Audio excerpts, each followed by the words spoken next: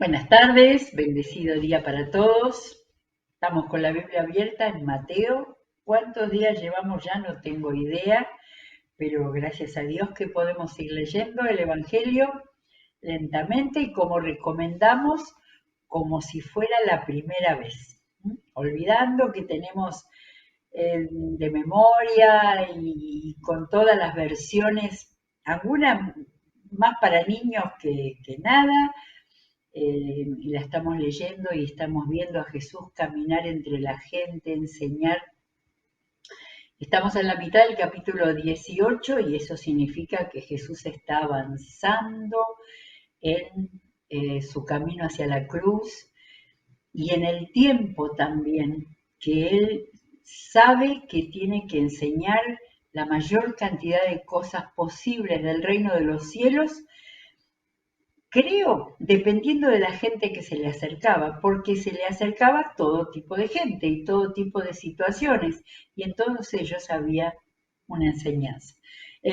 Por eso hoy lo titulamos Enseñanzas del perdón y de la vida, porque aparecen mechados, muchas de las cosas que tienen que ver con la vida espiritual, con la vida personal, ya vamos a ver en el capítulo 19, y eh, como siempre hago que antes de empezar a leer lo nuevo, dar una mirada, hemos recibido, ¿no? El capítulo 18, cuando le dijeron quién es el más importante en el reino de los cielos, y contestó, el que se humilla como este niño será el más grande en el reino de los cielos.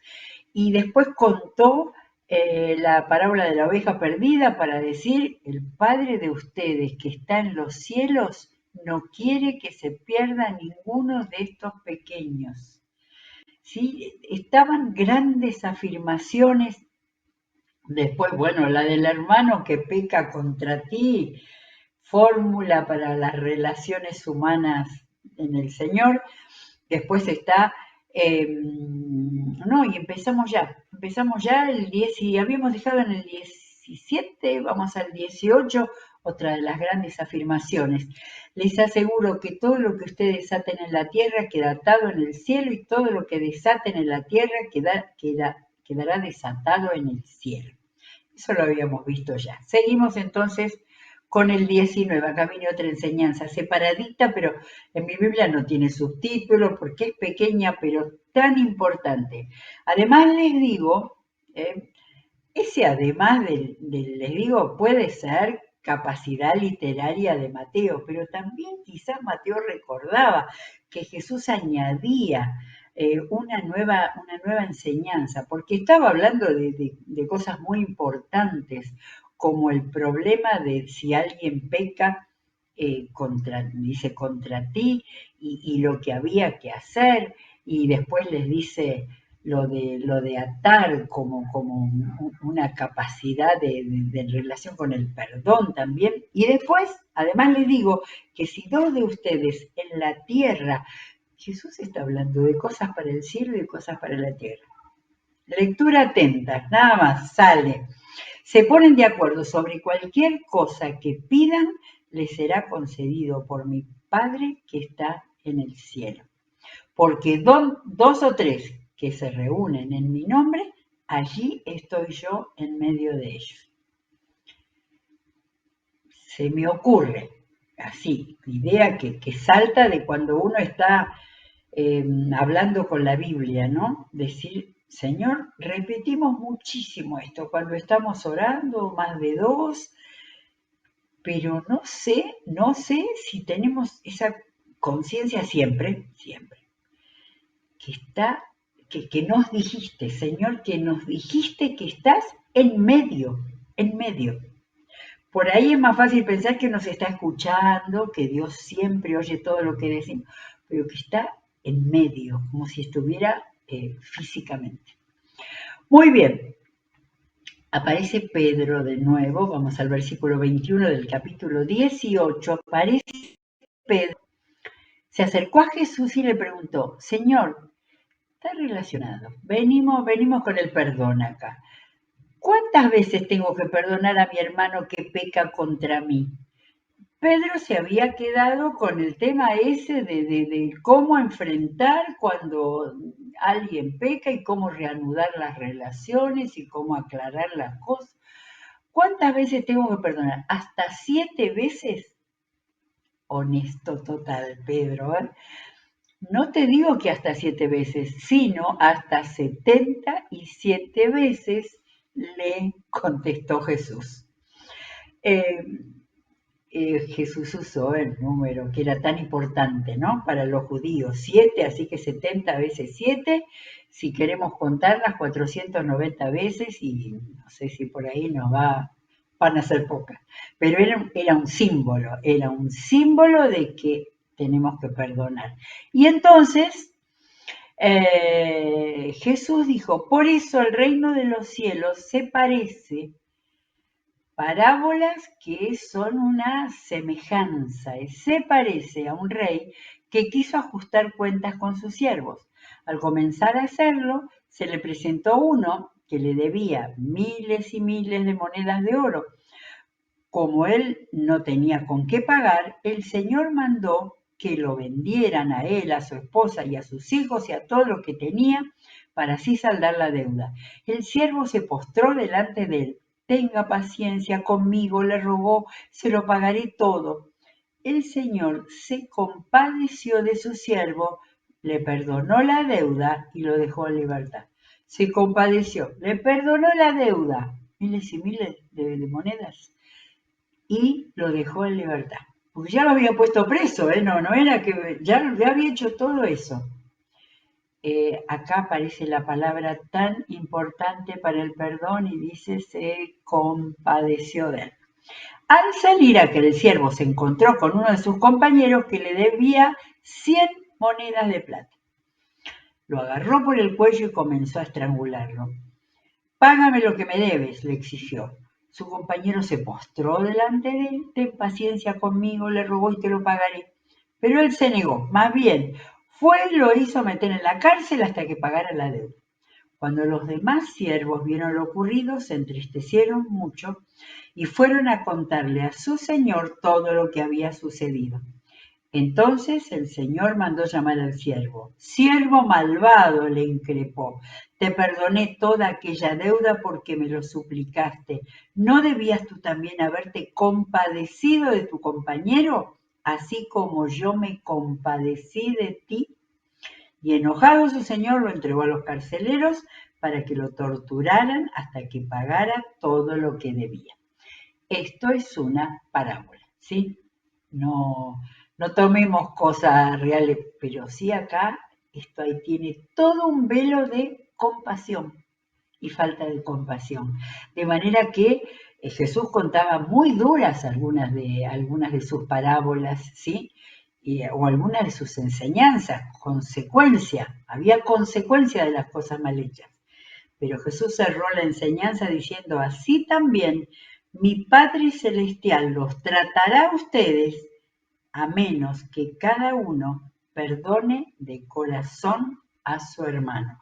No solo es que se compadezca, sino que perdone de corazón. Gracias a la lectura de la Biblia en voz alta, que uno se da cuenta de palabras, de expresiones que si no las pasaba rápidamente. No solo perdonar, porque uno puede perdonar de palabra y decir te perdono. Perdone de corazón. Capítulo 19. Uy, acá un tema complicado. Cuando Jesús acabó de decir estas cosas, o sea que acá lo relaciona, le da conexión Mateo, salió de Galilea y se fue a la región de Judea. Acá pareciera que se acercó a Jerusalén. No. Judea era una gran provincia en el tiempo de la distribución de las tribus. Así que atravesó lo que es la Samaria y fue a Judea, porque dice del otro lado del Jordán. Ni se acercó a Jerusalén, se fue al otro lado. Le siguieron grandes multitudes y sanó allí a los enfermos. Algunos fariseos se le acercaron y para ponerlo a prueba, qué raro, le preguntaron, ¿está permitido que un hombre se divorcie de su esposa por cualquier motivo? Un dato de interés. Mateo dice por cualquier motivo. En cambio, Marcos, que relata este pasaje, no dice por cualquier motivo.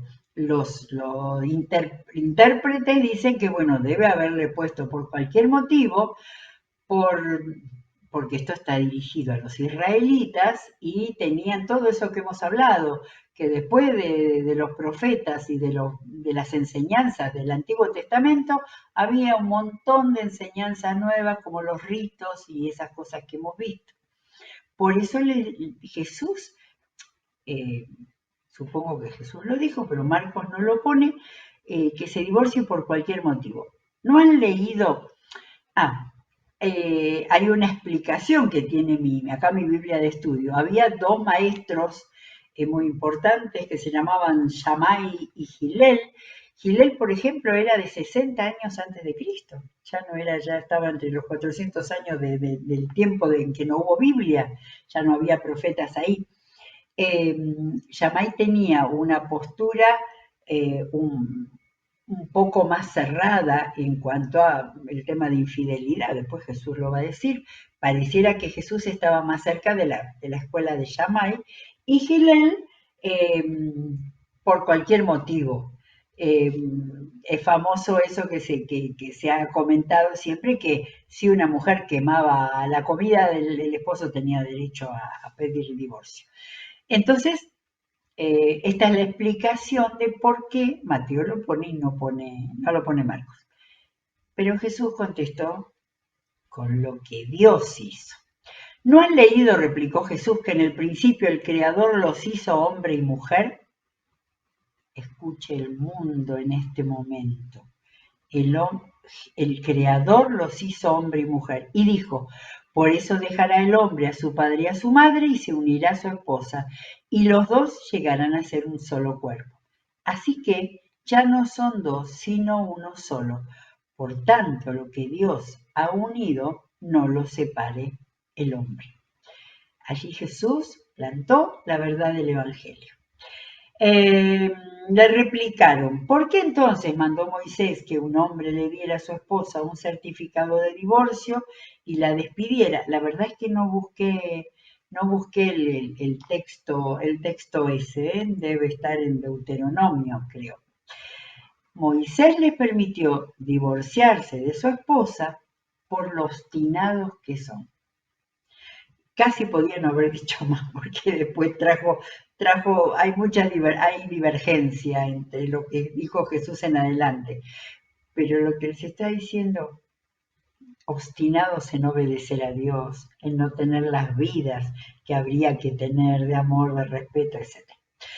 Respondió Jesús, pero no fue así desde el principio.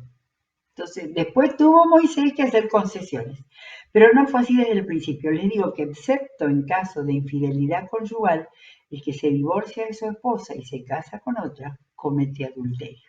Y Jesús hizo ahí un planteo rotundo. Si tal es la situación entre esposo y esposa, comentaron los discípulos, no los fariseos, es mejor no casarse. No todos pueden comprender este asunto, respondió Jesús, sino solo a aquellos a quienes se les ha concedido entenderlo.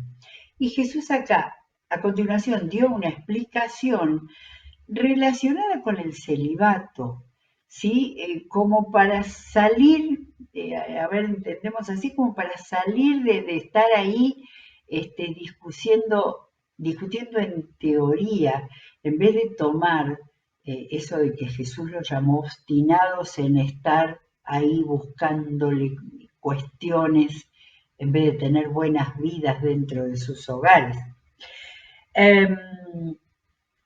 No todos pueden comprender este asunto, este tema, sino solo aquellos a quienes se les ha concedido entenderlo.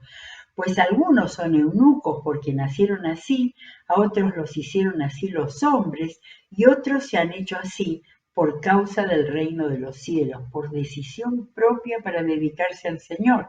El que pueda aceptar esto, que lo acepte. Jesús le dio un marco abierto, amplio, como de cosas que cada uno en relación con el Señor tiene que resolver. Esto está muy emparentado con Primera de Corintios, donde Pablo habla de los que están casados y él dice, mejor hagan como yo, mejor quedarse, pero no era ningún mandamiento, no era ningún mandato, son cosas de la vida, por eso estamos hablando de enseñanzas de la vida, que el Señor es más amplio que los hombres muchas veces. Llevaron unos niños a Jesús nuevamente, y eso aparentemente seguimos estando en ese lugar del otro lado del Jordán, para que les impusiera las manos y orara por ellos. Qué lindos esos padres que no solo daban sanidad para cada uno de ellos enfermos, sino que les llevaban los niños. Esos habían entendido lo que era el reino de los cielos que había venido a traer Jesús. Jesús les dijo, no, los discípulos reprendían a quienes los llevaban, los discípulos todavía seguían metiendo la pata. Jesús dijo, dejan que los niños vengan a mí y no se lo impidan, porque el reino de los cielos es de quienes son como ellos. Después de poner las manos sobre ellos, se fue de allí. No sabemos dónde estuvo en el versículo 16, pero acá aparece un personaje muy conocido de las relaciones que Jesús tuvo. Sucedió que un hombre se acercó a Jesús y le preguntó, dice un hombre, aunque en mi Biblia le pone el título El joven rico. Vamos a verlo, al final vamos a ver si tenemos la aclaración de esto. Un hombre se acercó a Jesús y le preguntó, Maestro, ¿qué de bueno tengo que hacer para obtener la vida eterna? Dos cosas de este versículo. Al parecer es la primera vez que aparece vida eterna en Mateo. ¿Sí? Se habló del reino de los cielos, Jesús, vida eterna. ¿Qué de bueno tengo que hacer? Entonces, este hombre estaba buscando obras. ¿Qué más tengo que hacer? No está nada reprochable, quería ser, ¿no? Un cristiano. ¿Por qué me preguntas sobre lo que es bueno? Respondió Jesús. Solamente hay uno que es bueno. Si quieres entrar en la vida, obedece los mandamientos. ¿Sí? Acá Jesús cuando hace esos planteos así, justos, perfectos, ¿no? Lo que es bueno para entrar en la vida, obedecer los mandamientos. ¿Cuáles? Preguntó el hombre. Estaba dispuesto a inquirirle a Jesús todo. Contestó Jesús, fíjense, empezó por el final de los mandamientos, por los últimos. No mates, no cometas adulterio, no robes, no presentes falso testimonio, honra a tu padre y a tu madre y ama a tu prójimo como a ti mismo. Le faltó hablar de ama a Dios o de los primeros, pero Jesús sabía que este era un judío fiel. Todos estos los he cumplido, dijo el joven. Acá es la única vez en este relato que está en Marcos y en Lucas también que aparece la palabra joven, ¿sí? O sea que seguramente no era un jovencito, pero sería un hombre de mediana edad. ¿Qué más me falta? Si quieres ser perfecto, anda, vende lo que tienes y dáselo a los pobres y tendrás tesoro en el cielo. Luego, ven y sígueme. Acá todos los predicadores e intérpretes han dicho, este hombre estaba agarrado a las cosas materiales en primer lugar y él no lo sabía. Y tenía deseos de más, había reconocido que Jesús era alguien especial, de manera que quería más, para mí era sincero, era un buscador, como mucha gente que es religiosamente buscador y aún obedece los mandamientos, pero Jesús le dijo, tocó las cosas materiales, pero de una manera como era Jesús, radical, entero. Le dijo, vende todo y dáselo a los pobres. Todo le dijo, ¿no? Lo que tienes y dáselo a los pobres. Pero le dijo, ven y sígueme. como esos apóstoles, como esos discípulos que habían dejado todo y estaban detrás de Jesús. Y aún podía ser sígueme con todo lo que hiciera, no necesariamente por los caminos, pero como Mateo, que no sé con qué habrá seguido trabajando luego de seguir a Jesús. No, perdón, Mateo fue apóstol, o sea que Mateo siguió caminando con Jesús. Pero algunos otros que habían seguido con su vida, pero siendo seguidores de Jesús. Ven y sígueme. Cuando el joven oyó esto, se fue triste porque tenía muchas riquezas. Evidentemente era conocido o quedaron comentando esto porque Jesús continuó hablando. Les aseguro, comentó Jesús a sus discípulos, que es difícil para un rico entrar en el reino de los cielos. De hecho, le resultaría más fácil a un camello pasar por el ojo de una aguja que a un rico entrar en el reino de Dios. Está claro, Jesús puso una exageración, hipérbole es el nombre de la exageración tremenda, el animal grande, el ojo de una aguja, pero está aplicándolo a que un rico entre en el reino de Dios. Sí, las riquezas, las cosas materiales son lo más importante. ¿Sí? Cada enseñanza de Jesús parecía que le daba una vuelta de tuerca a que ellos comprendieran que por el reino de los cielos había que entregar la vida por Jesús y ser su discípulo. Al oír esto, los discípulos quedaron desconcertados y decían: en ese caso, ¿quién podrá salvarse? Para los hombres es imposible, aclaró Jesús, yo lo subrayé en mi Biblia, mirándolos fijamente. ¿Se imaginan? Tenemos que imaginarnos cuando leemos acerca de Jesús. Para los hombres es imposible. Para ustedes que están desconcertados, para nosotros que podemos tomar esto también y pensando, Jesús nos mira fijamente, mas para Dios es posible. Mas cuando Dios es primero en la vida, es posible. Mira, nosotros te hemos dejado todo por seguirte, le reclamó Pedro. ¿Y qué ganamos con eso? Bueno, Pedro siempre quería la otra vuelta, ¿no? Les aseguro, respondió Jesús, que en la renovación de todas las cosas, qué manera de hablar, de la segunda venida, del juicio. Cuando el Hijo del Hombre se siente en su reino glorioso, ustedes que me han seguido se sentarán también en 12 tronos para gobernar a las 12 tribus de Israel. Esta es una imagen absolutamente apocalíptica que está relacionada con las imágenes que nosotros tenemos en el Apocalipsis. Y claro, si Jesús dio el contenido del Apocalipsis a Juan, es el mismo Jesús, este es el Jesús hombre, Jesús glorificado, fue el que bajó Apocalipsis 1 de una manera gloriosa, como para que Juan lo pudiera contar y pudiera tomar conciencia de lo que se venía. Y a partir del capítulo 4 mostró el trono de Dios, Jesucristo como un cordero, todo simbólico, pero ahí vendría. Y ahí habla de las 12 tribus de Israel, siempre promesas a Israel. Israel estaba, sobre todo por los religiosos, estaba lejos de él. Y entonces le contesta Pedro: y todo el que por mi causa haya dejado casas, hermanos, hermanas, padre, madre, hijos o terrenos, recibirá 100 veces más y heredará la vida eterna. Pero muchos de los primeros serán últimos y muchos de los últimos serán primeros.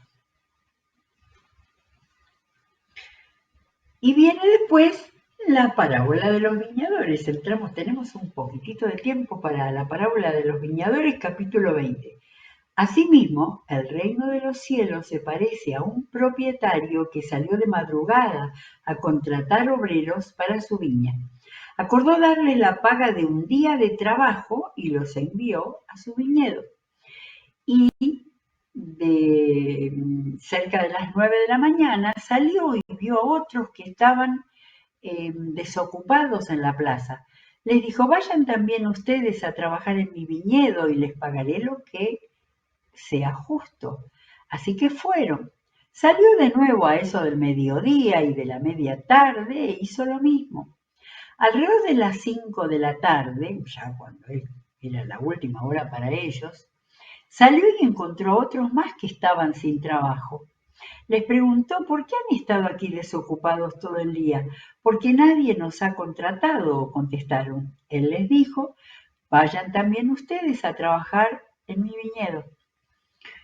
Al atardecer, mucho más tarde, el dueño del viñedo le ordenó a su capataz, llama a los obreros y págales su jornal, comenzando por los últimos contratados hasta llegar a los primeros. Se presentaron los obreros que habían sido contratados cerca de las 5 de la tarde y cada uno recibió la paga de un día. Por eso cuando llegaron los que fueron contratados primero, esperaban que recibirían más. Pero cada uno de ellos recibió también la paga de un día. Al recibirla comenzaron a murmurar contra el propietario.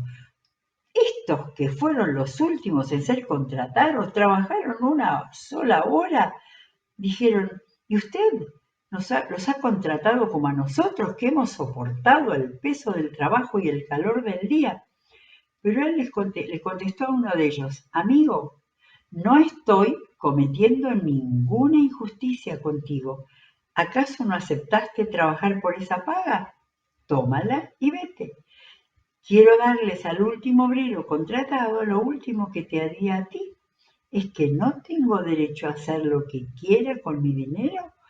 ¿O te da envidia que yo sea generoso? Esto es para que los economistas lo discutan y tratando de ubicarlo esto con el reino de los cielos. Indudablemente esto no está en el plano terrenal con cómo debe actuar alguien que contrata gente en una empresa o en lo que sea y de qué manera debe distribuir la paga, etcétera, etcétera. Jesús estaba hablando a continuación de lo que había, con lo que había terminado en el capítulo 19. Por eso la Biblia tantas veces hay que volver atrás. Nos quedamos ahí y hasta podemos quedar con algo medio amargo al decir así. Bueno, eso es una enseñanza. Porque Jesús terminó de decir, así que los últimos serán primeros y los primeros últimos. Pero no estaba hablando de un trabajo y de la paga de un trabajo, estaba hablando del reino de los cielos y estaba hablando de la recompensa en el reino de los cielos. Y cuántas veces con predicaciones sobre esto hemos entendido esa frase porque Jesús en el versículo 30 terminó el versículo 19. Muchos de los primeros serán últimos y los últimos serán primeros. Dijo muchos, no en todos los casos, pero esto ha dado una gran esperanza. Aquellos han pasado una vida lejos de Dios y al final, antes de morir, han encontrado a Cristo, lo aceptaron y llegaron al reino de Dios. De manera que, claro que Jesús, no tenemos que haya después una explicación, vamos a cortar acá, no tenemos una explicación muy clara, como otras veces, como con las parábolas del sembrador, que Jesús después les explicaba a los discípulos que siempre era medio lento de entender. Pero si hacemos la relación entre la pregunta de Pedro y la recompensa en el reino de los cielos, podemos entender, hay un Dios lleno de misericordia y que tiene tanta misericordia con los que han llegado primero a aceptar a Jesucristo como aquellos que les ha costado mucho y que han llegado casi al final en el filo de la vida con la muerte. Fíjense en lo que hemos leído hoy, en los distintos episodios, cuántas veces apareció la palabra compasión o el concepto de compasión. Este que se nos muestra acá es un Dios lleno de compasión, aún con aquellos que han tenido menos tiempo de vivir en vida cercanos a Dios y aceptando a Jesucristo. Bueno, que el Señor obre, el Espíritu Santo obre en nosotros para que podamos tomar y retener y aplicar cada una de estas enseñanzas, enseñanzas que fueron del perdón y la vida. Que Dios los bendiga ricamente.